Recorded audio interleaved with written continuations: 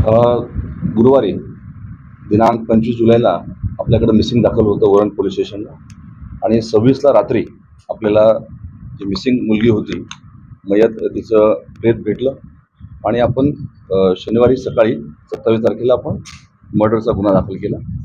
गुरुवारपासूनच आज 5वा दिवस आहे.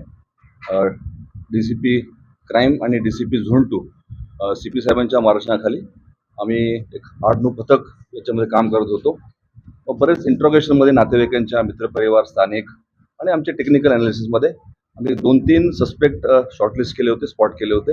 त्याकरता पथक आपलं नवी मुंबई तसेच कर्नाटका या ठिकाणी दोन्ही ठिकाणी पार्टनर झाले होते आणि 2 पथक आपले मागील 5 दिवस त्या ठिकाणी कॅम्प करून होतं आणि इथून आपण जे काही इनपुट्स आपल्याला मिळत होते ते आम्ही त्या पथकांना देत होतो. त्याचा आधार घेऊन आम्ही आज सकाळी आम्ही जो मेन सस्पेक्ट होता आमचा दाऊद शेख म्हणून आम्ही ताब्यात घेतलेला आहे.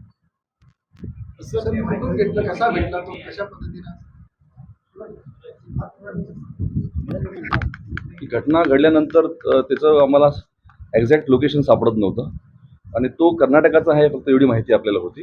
त्यानंतर आपण मग त्याचे घर नातेवाईक सर्वांकडे चौकशी केली. त्यानंतर त्याचा एक मित्र त्याने आम्हाला काही माहिती दिली. त्या आधारे आम्ही गाव आहे अल्लर म्हणून कर्नाटका शहापूर या ठिकाणी त्यातून आरोपीला आज सकाळी पहाटे ताब्यात घेतलेला आहे. तर एक मोहसिन नावाचा आरोप पण अटक केला नाही. मोहसिन जो आहे हा मयताच्या संपर्कात होता आणि असे जे काही संपर्कात त्या मुलीच्या होते आम्ही सर्वांकडे चौकशी करत होतो. कुठलाही अँगल आम्हाला त्यातून सोडायचा नव्हता. 3-4 सस्पेक्ट आम्हाला वाटत होते. त्यापैकी हा जो सस्पेक्ट आम्ही जो ताब्यात घेतलेला आहे त्याला आम्ही ताब्यात घेतलं, विचारपूस पण केली आणि त्याप्रमाणे त्यांनी कबुली दिलेली आहे. याच्यामध्ये दुसरा कुठलाही सस्पेक्ट नाही. सगळ्यात महत्त्वाचं हत्या करण्याचं मोटिव्ह नेमकं काय? आपल्याला माहीत असेल की मयत आणि यांच्यात ओळख होती, मैत्री होती आणि मागील 3-4 वर्ष मयत जी आहे ह्या मुलाच्या संपर्कात नव्हती आणि असं वाटतंय की त्याच्यातूनच त्यांनी केलेलं आहे.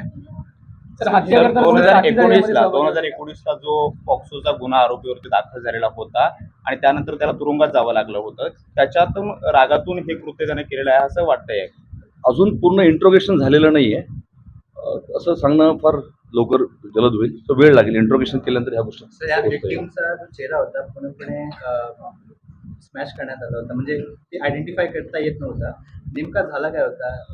जी माहिती अद्याप मिळालेली आहे, आपण जे PM करणाऱ्या डॉक्टरांशी पण चर्चा केलेली आहे, त्याच्या आधारे स्टॅब इंजुरीज ज्या आहेत त्या फेटल होत्या आणि चेहऱ्यावर जे आहे ते कदाचित आता PM रिपोर्ट आम्हाला आज प्राप्त होईल.